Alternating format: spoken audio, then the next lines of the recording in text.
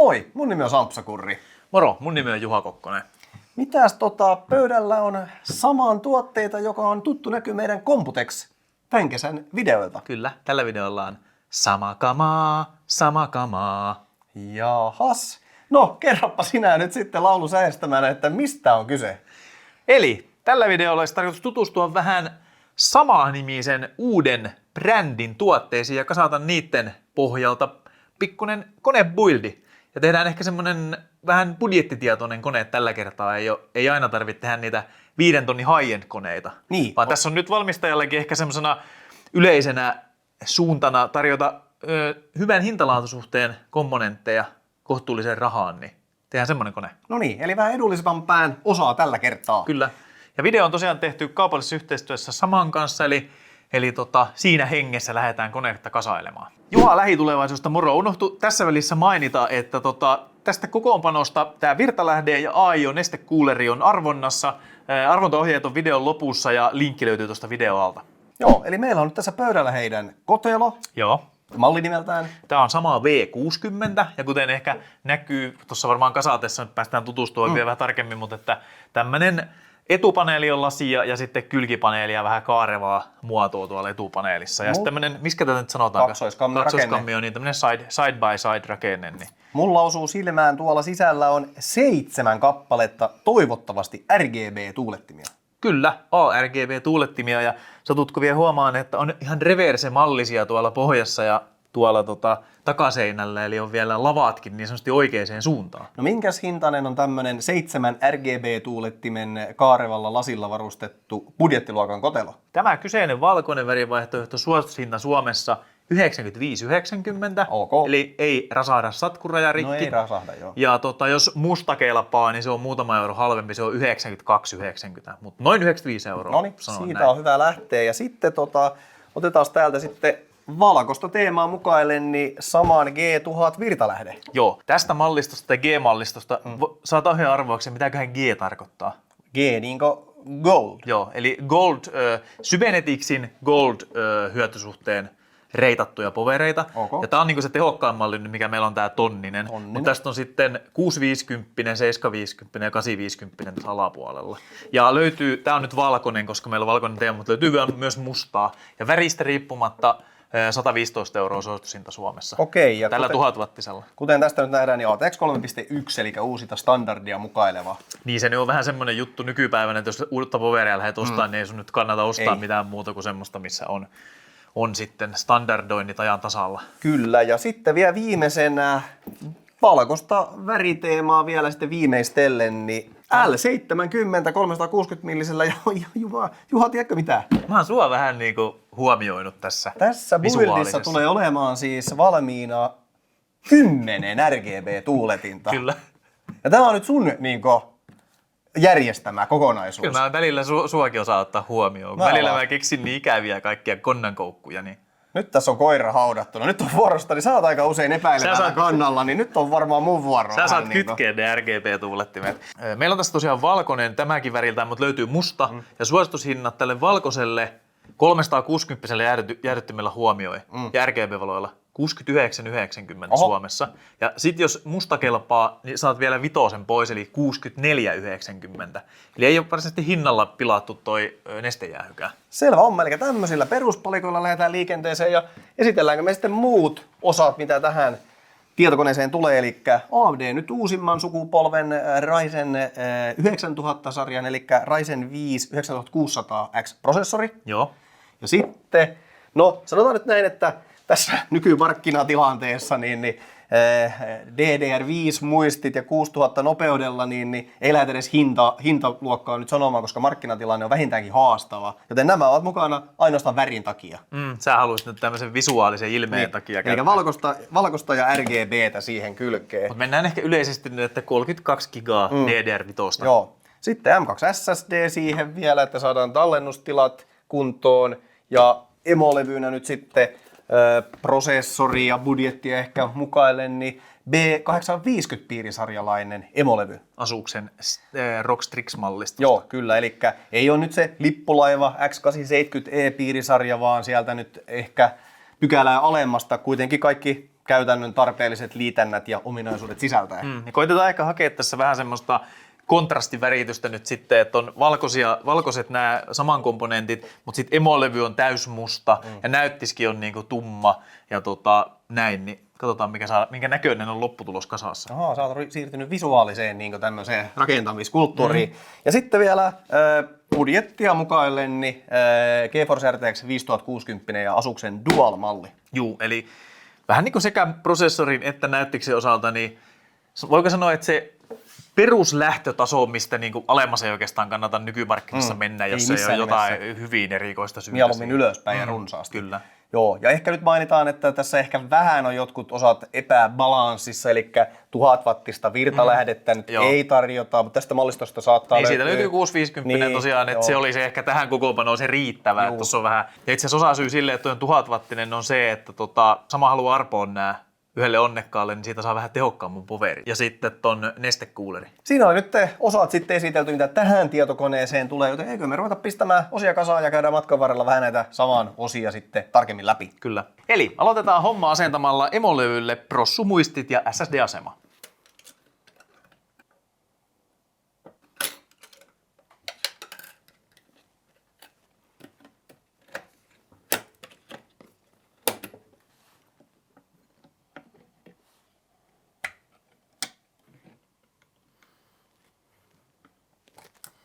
No niin, nyt meillä on asennettu prosessorimuistit ja SSD, niin pitäisikö katsoa, että minkälaiset kiinnikkeet tulee all-in-onein pumppuyksikölle?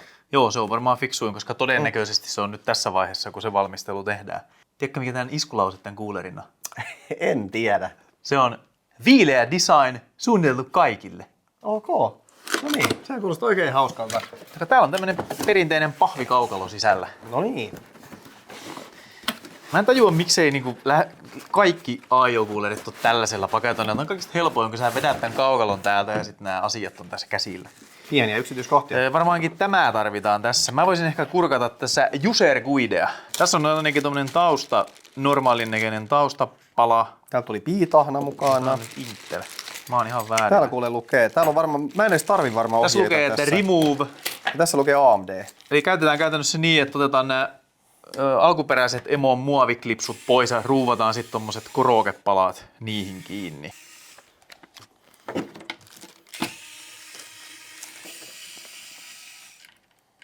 Semmoset laitetaan nyt sinne. Mä koitin tässä just katsoa, että kummin päin nämä menee. Tässä on hahlo täällä sisäpuolella, joten sen on pakko olla niinku se alaspäin. Ja se on kuule semmonen juttu, että nämä menee vaan yksin päin, kun ne on eri kierteillä. No sekin tietysti. Se oli mä ehkä semmoinen fiksumpi. No joo, toinen on harvempi kierre kuin toinen. Ja kapeampi.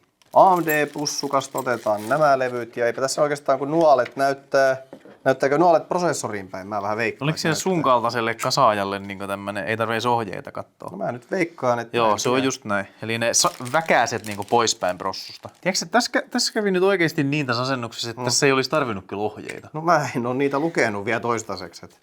Mutta mä oon kyllä silti sitä mieltä, että tämmönen asia kuin prossukuulerin kiinnitys, niin kyllä semmoisen pitäisi joka valmistaja osaa toteuttaa niin, että siinä ei tarvitse ohjeita. Se pitää kyllä jotain on tehty niinku väärin, jos... Se pitää kyllä paikkaansa. Jotain on tehty väärin, jos niinku oikeasti tarvii ohjeita. Niin, joo. Onko perinteinen piitahna mukana? Eikö siellä ole valmiina tahna? No ehkä ei, en mä tiedä. Kato, varmistaa nyt, ettei ole tuplatahnat. Joo. Täällä ei ole kato semmoista muovikantta lainkaan, täällä on vaan tämmönen perinteinen Eli nyt old school. Nyt sit pistetään Kumman ystävä sä oot? Esisivellyn vai itsesivellyn? Esisively vai itsesively? Mä oon kyllä enemmänkin itsesively. Mäkin oon kyllä. No niin, mikä se on sun patterni? Mä pistän noppa. Keskelle, Noppa vitonen vai? Keskelle isompia nurkkiin niin pienet. Tällä saadaan tää koko lämmönlevittäjä niin hanskattua. Se on mun. Se on nyt siinä vähän tietenkin tuolla hazardisti, jos miettii, että me käsitellään niin, tätä vielä. vielä. Niin, mietin, että sä olit aika innoissa asentamassa tätä. Jotenkin tämä vaihe tuli vähän yllättäen, koska nythän me ruvetaan asentamaan emolevyä tonne koteloon ja virtalähdettä sun muuta. No niin, nyt on sitten siirrytään kotelon työskentelyn pariin. Me voitaisiin tietenkin Juha vähän multitaskata tässä. Sä voisit avata koteloa asennuskuntoon ja mä voisin virtalähdettä avata ja asentaa asennuskuntoon. No se kuulostaa vähintäänkin järkevältä. Koska mä veikkaan, että mun hommiin kuuluu täällä kaapeleiden kytkentä. Modulaarisesta virtalähteestähän tässä on kyse ja sitten jos tehdään tämmöinen pikainen esittely virtalähteestä. Täällä on valkoinen tuuletin ja tässä sitten modulaariset paikat ja tossa sitten toi uusi 12-volttinen 2X6 näytönohjelman lisävirtaliitin. Sitten teeman mukaisesti löytyy myös valkoiset kaapelit, Juha. Aha, ne on valkoiset. Niin, valkoinen virtalähde, valkoiset kaapelit. Ei se nyt mikään itsestäänselvyys. No ei se itsestäänselvyys ole, mutta tässä ne nyt tulee mukana. Millaisia kaapeleita me halutaan? No se on riittävät. CPU. Tota me nyt ei tarvittu. Onko tääkin CPU? En näytti, sehän on nyt semmonen, että siinä on vielä toi perinteinen Niin, 8-pinninen PCI-Expressi, niin Eli vaikka pärjätään sillä. Virtalähde, toikin on CPU. Sitten vähän kaapelijumppaa täällä virtalähteen kimpussa. Onko sulla niin kaikki valmiina siellä sun omalla tontilla? Mä en oikein tiedä, mitä sä haluat, mutta tiedätkö mitä? No, Täällä on johdoille tämmöiset tarranauhat. no niin, selvä. Mulla on Ja tässä sen takia vaan huomasin, kun täällä oli tämmönen tarvikepussukka vielä niihin remeelöitynä. Siellä on sit ruuvit. Sulla näyttää siltä, että sulla on siellä nyt ainakin riittävästi piuhoja. No mulla on tässä 2 prosessorin lisävirtaliitin. Mä otan yhden 100 nyt varmuuden vuoksi, jos me tarvitaan niinku ulkosta poweria. Mä oon valmis. Mikäs sulla on homman nimi siellä? No, mä voin olla valmis tai sit mä en ole valmis. Mä ajattelin, että asennetaan virtalähde ensin tähän. Nyt kun on tämän tyyppinen kotelo, niin virtalähteen paikka on täällä takapuolella pystyssä tossa tai kyljellään. Kaksoiskammiossa. Sieltä tarvii nyt oikeastaan ottaa vähän niinku johtoja pois edestä. Sä ehkä näet itse sitä vähän paremmin. Se ei riitä siihen. Tai sitten ne jää sinne taakse. Ne saa jäädä taakse, se ei ole mikään ongelma. Tuohon tulee tuohon. Mä saan vähän tästä ohjailtua. Niin. Joo. Ei kuulostanut nyt ihan olevan niin siellä kierteet kohdillaan. Oli. Sitten meillä olisi virtalähde asennettuna. Mitäs toi emolevyn kimppuu sit varmaan? Kyllä. No niin, nythän tässä huomattiin heti, että kotelovalmistaja on jostain syystä päättänyt ATX-leveyden emolevystä jättää nyt noi tukitolpat, ruuvikannat irti, että ne täytyy ainakin erikseen paikalleen survoa. Emolevykorokkeet, joo. Tässä on taas ehkä ihan hyvä esimerkki siitä, mitä me ollaan aika moneenkin kertaan sanottu. Aina kannattaa tsekata, että ne on oikeilla kohdilla. Tossa tulee sulle ensimmäinen. Minäkö ne pistä? No en mä tiedä. Siellä on semmonen hylsy. Anna se hylsy siellä. Onko sä varma? Onko sä nähnyt semmoisen? No, eikö se on täällä pussissa? Kato, täällä tulee tämmönen niinku yleensä se tulee kyllä. Emolevykorokekantojen ruuvarilla operoitava hylsy. Eli mä pistän ensin ton vaan tohon. Ja sitten mä pistän tämän hylsyn tohon, niin tällähän saa nää tällainen niinku. Niin siellä on kolmaskin Joo, vielä. mä en viitti nyt. Oho. Älä paina poverilla. Niin mä painan nyt ihan käsivoimi. Mä varastin tuolta virtalähteen vai mistä tää oli, kuulerilta tämmöisen ylimääräisen bussukan, kun nää ei ollut taas nyt vaihteeksi. No niin, eli sitten ollaan siinä tilanteessa, että nyt me voidaan pujottaa. Mutta nyt menee ne johdot on kyllä huonosti. Ne on tuolla vähän nipussa, me saadaan tänne kyllä. No siis, kyllähän ne mahtuu, mä sanoisin, kato. Kun se menee sieltä kulman alta. Mä olisin sitä mieltä, mutta meidän täytyy ryhtyä toimenpiteisiin. Nyt sulla on sormi. Eikö mikä siinä on?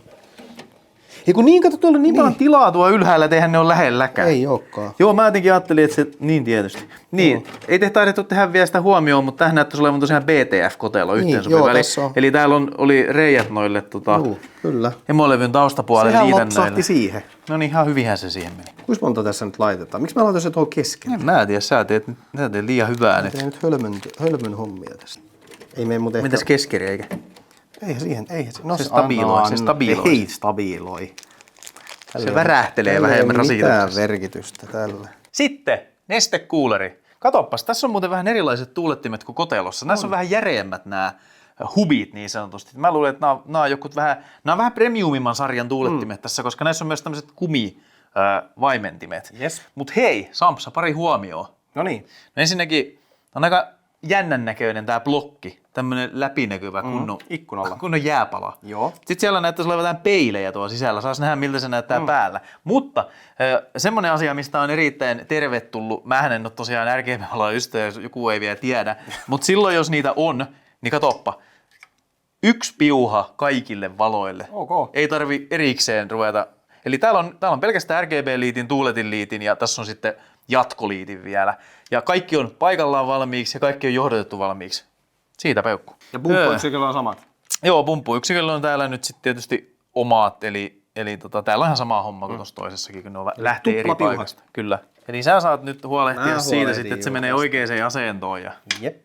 Ei tässä nyt kovin montaa vaihtoehtoa kyllä sillä ihan rehellisyyden mielessä ole. Hetken aikaa katsoin, että täältä puuttuu kiinnitysreijät katosta, mutta tässä oli pölysuodatin. Magneetilla. Tiedätkö mitä? Mä otan sillä aikaa täältä, kun joku tarkkasilmäinen katsoja kuitenkin huomaa, niin mä otan näitä tarrat pois Se ei täältä ole edes reikien kohdalla se sun kuuleri, että voisit vähän nostaa sitä vaikka. Älä vissiin ihan jämppiä vielä, niin saa liuutettua sitä tässä. Ei siinä ole hirveästi, ei siinä ole ihan hirveästi siinä ei sitä.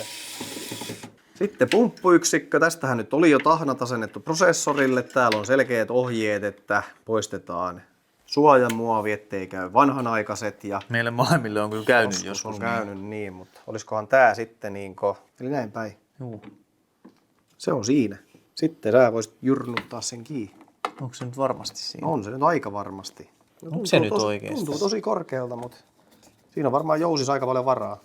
Onko se nyt kiinni siinä? On. No, mä en kato luottanut, että se olisi sulla niin ei kohdillaan siinä. No siinähän se virhe tapahtui heti.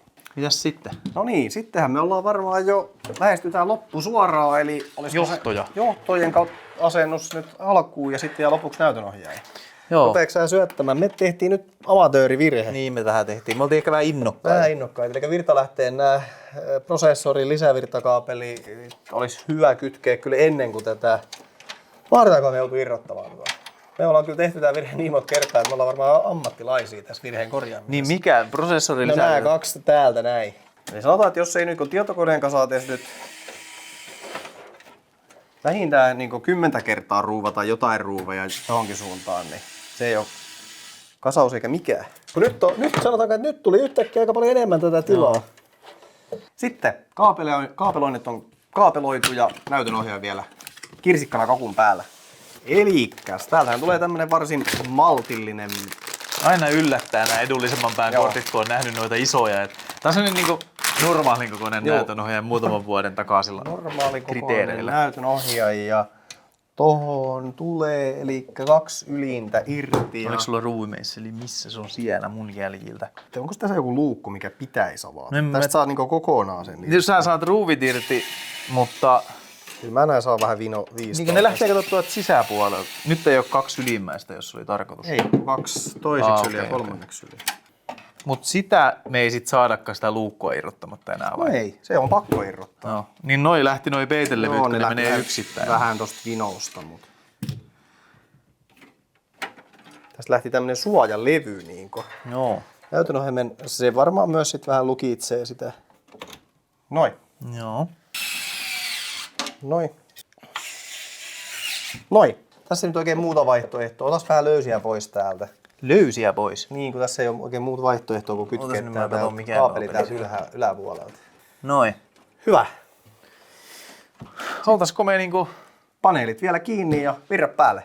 Ja sitten vähän muovejakin täytyy ottaa varmaan täällä suojamuovit irti. Mä otan tosta jo etupaneelista. Sitten laitetaan tämä vielä tohon. Onko se liukumallin Mä paneeli? en oikein säätän otit irti. Siellä on tommoset tapit. pienet. Niin. Noin. No niin, sitten alkaisi olemaan kaikki osat kasassa ja paneelit paikoillaan ja ei se ole muuta kuin virrat päälle virtalähteestä ja maestro saa kunnia laulun kerran varmaan pistää virrat päälle. Pistää sama kamat käyntiin. Elikkä täältä ykkönen tauluun virtalähteestä. Sitten jo emolevylle valo. Sitten täältä vaan. Täällä on tosiaan päältä löytyy kaikki tarvittava. Mitä siellä näkyy? Niin, näkyy 10 RGB. Tässä on vähän eri paria. Nyt me tarvitsisi vähän saada säädettyä täältä jotain valoilmiöitä. Tässähän nyt siis tosiaan, niin kuin tuossa taidettiin sivuun mennä mainita, niin tässä on siis kotelossa itsessään on tuuletin ja RGB-kontrolleri ja sillä on tämmöinen simppeli painike täällä päällä, mistä Joo. saat sitten vaihdettua nyt. Kelaa. Mitä sä haluat? Rateen kaaren vai? Tämä, mikä täällä on täällä aiolla. Niin joo, kun se tulee tietty emolevyltä. Niin. Anna mennä, nyt naputa sitä. Joku se menee ohi sitten. Kato nyt joku muukin efekti. Mikä tää on? Tää on punainen. No ei ole. No onpas! Mutta tässä taitaa olla vaan niinku kaikki efektit taitaa olla vaan yhdellä. No ei, nyt ollaan lähellä. No niin, tuli se sieltä. Nyt ainakin vaihtuu jo Niin. vähän kaiken näköisiä. No niin, tää on varmaan nyt.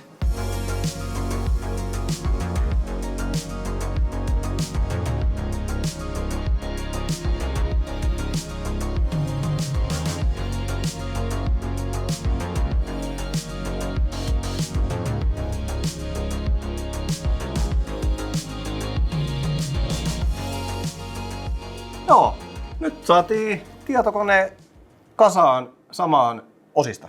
Juu, ja tämmönen nyt vähän budjettihenkisempi kone ehkä kokonaisuudessa. Hintatietoinen, sanotaanko näin. Ja nyt oikeastaan varmaan videon paras osa, eli arvonta sitten vielä näistä osista. Niin, eli tosiaan arvonnassa on nyt tämä G-tonni poveri valkoisena, mitä tässä meilläkin oli tässä buildissa käytössä. En muuten maininnut, mutta siinä on 5 vuoden takuu valmistajalta tässä G-sarjan povereissa. Ja sitten tämä 360 nestejäähy, mitä käytettiin myöskin tässä kokoonpanossa, niin nämä 2 pakettina yhdelle onnekkaalle. Ja arvontatapa on hyvinkin meille tuttu. Eli tuosta alta löytyy linkki arvontasivulle. Meidän sivulle, josta löytyy linkki arvontasivulle. Ensin se menee meidän IoTechin sivuille ja sieltä kautta sitten arvontasivulle. Ja sinne täyttää sitten vaan oman nimeen ja sähköpostiosoitteen, joita ei käytetä mihinkään muuhun tarkoitukseen kuin pelkästään tähän arvontaan. Osallistumisaikaa on 2 viikkoa. Sen jälkeen me suoritetaan arvonta, ollaan voittaja yhteydessä ja toivottavasti voittaja sitten kuittaa tämän yhteydenoton 3 päivän sisällä tai sen jälkeen menee uudelleen arvontaan. Onko se vielä lisättävää? Ei ole mitään lisättävää. Ohjeet löytyy sieltä sitten vielä tarkemmin, jos jotain jää mainitsematta. Mutta linkit löytyy tuotesivuille tuosta videon kuvauksesta. Kyllä, ja tosiaan niin Suomen markkinoille ihan näillä näppäimillä on nyt sitten saapumassa nämä kaikki samaan tuotteet sopivasti joulumarkkinoille. Jouluksi puuhaa mahdollisesti. No niin, jos tykkäsit videosta, yläpeukkua ja lisää rautaa taas seuraavalla videolla. Moro! Moro!